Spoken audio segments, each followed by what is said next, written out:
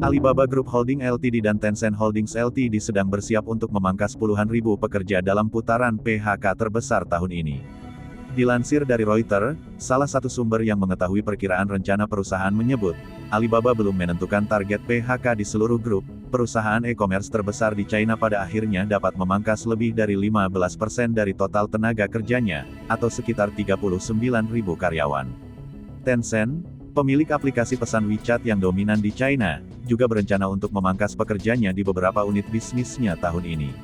Pemutusan hubungan kerja di kedua perusahaan tersebut akan menjadi PHK skala besar pertama sejak regulator China meluncurkan kampanye perdana 1,5 tahun yang lalu untuk mengendalikan raksasa internetnya, setelah bertahun-tahun melakukan pendekatan untuk mendorong percepatan pertumbuhan yang tinggi.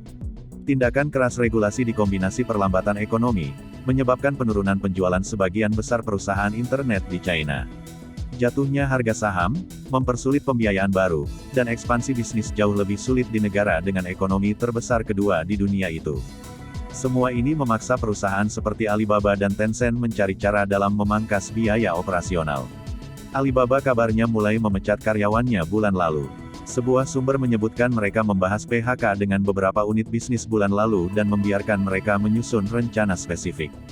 Sementara, sumber lain mengatakan divisi layanan konsumen lokalnya, LMI yang mencakup bisnis pengiriman makanan dan layanan pengiriman, pemetaan bahan makanan lainnya, bermaksud untuk memangkas sebanyak 25% dari tenaga kerjanya.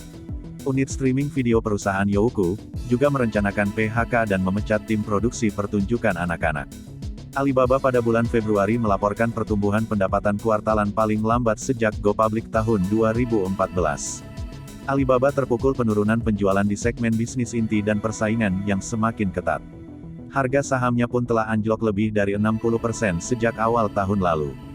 Perusahaan telah berada di bawah tekanan sejak akhir 2020 ketika pendiri miliarder Jack Ma secara terbuka mengkritik sistem China di akhir 2020 dan memicu serangkaian insiden yang membuat Beijing menamparkan perusahaan dengan denda 2,8 miliar dolar dan memperkenalkan serangkaian aturan baru untuk industri internetnya.